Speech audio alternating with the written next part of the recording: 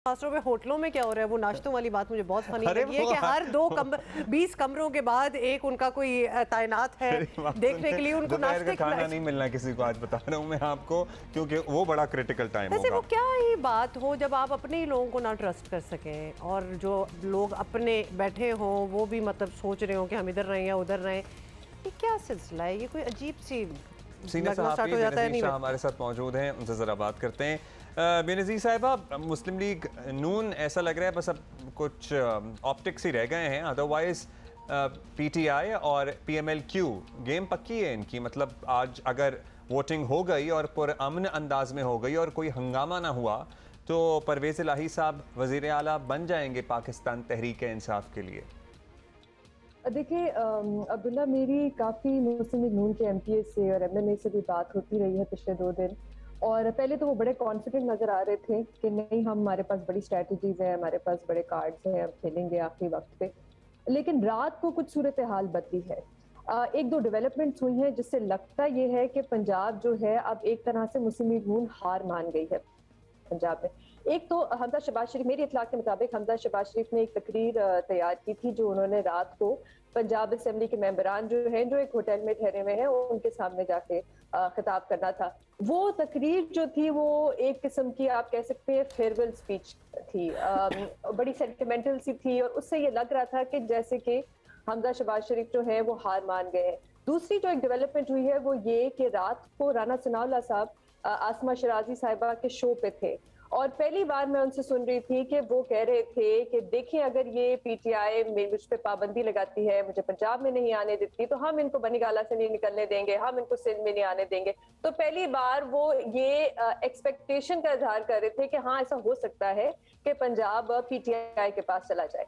और एक तीसरी डेवलपमेंट जो रात को लेट हुई है वो है जो 4 घंटे की मीटिंग हुई है जरदारी साहब की चौधरी शुजात हुसैन साहब के साथ।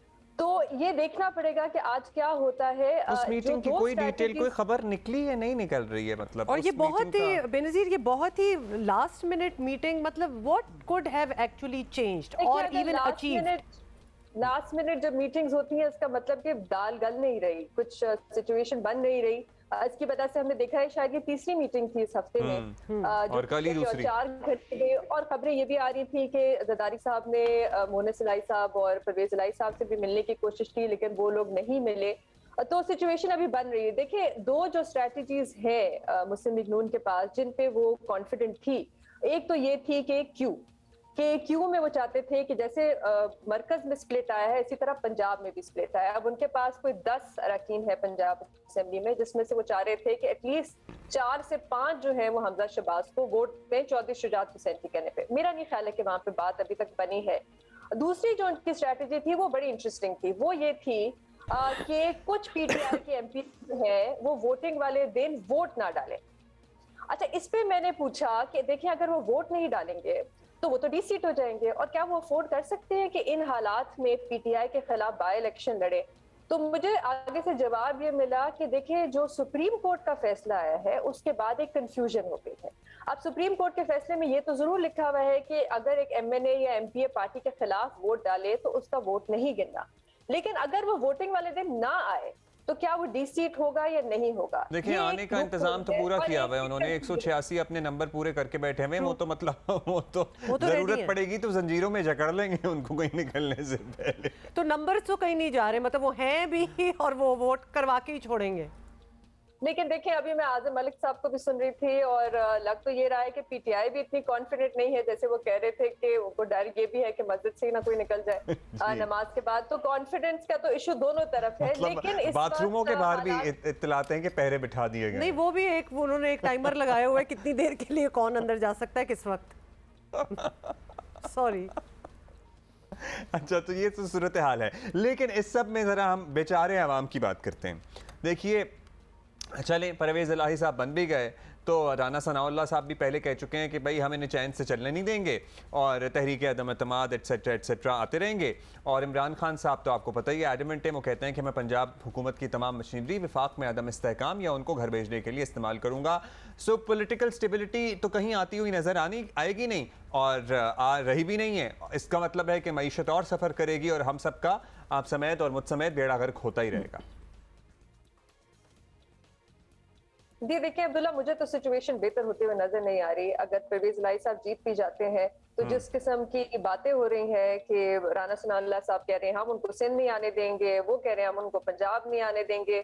मेरी वैसे जाती राय ये है, हो सकता है मैं गलत हूँ, कि आज मुझे तो ये मामला वैसे आज हल होता हुआ नजर नहीं आ रहा कि ये फैसला हो जाए कि चीफ मिनिस्टर कौन बनेंगे। मुझे लगता है कि अगर ऐसा होता है कि कुछ पीटीआई के एमपीएस नहीं आते वोट डालने, तो ये मामला फिर से अदालत में जाएगा। और वैसे भी अदालत में चल रहा है, कल भी इसकी समाअत हुई है और दोनों तरफ से ये भी इल्जाम लग रहे हैं कि वो पैसे दे रहे हैं, तो वो कह रहे हैं वो पैसे दे रहे हैं, जिस पे अदालत ने कल पूछा कि आप सबूत दें इसका। तो मुझे लगता है कि कुछ सिचुएशन शायद ऐसी बन सकती है आज, जिसकी वजह से ये मामला फिर से अदालत में जाए। ओके, सो मुमकिन तौर पर फिर ये मामला अदालत में ना चला जाए, लेट्स सी क्या होता है। और कोई हंगामे मुमकिन तौर पर उसकी भी कुछ पेश गोइयाँ की जा रही थी ना। खैर, अल्लाह खैर ही करे, कोई ना हो ऐसा। Thank you for being with us और it's going to be a long day. आपसे दोबारा बात होगी।